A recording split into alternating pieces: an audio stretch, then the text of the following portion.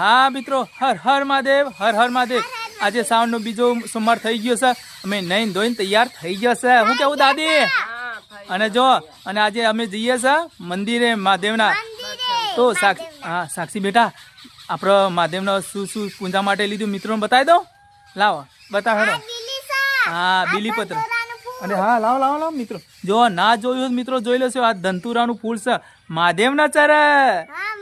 હા, તો અમે જઈએ પૂજા કરવા મહાદેવના મંદિરે. શું વાત કરો આજે? અરે દાદી, આજે સોમવાર કર્યો છે ને તમે? અરે શ્રાવણનો જો બહુ સરસ દાદી. અરે શું વાત કરી, વાસ કેરો તો દાદી માટે લાવો, બહુ સરસ. ચલો હર હર મહાદેવ.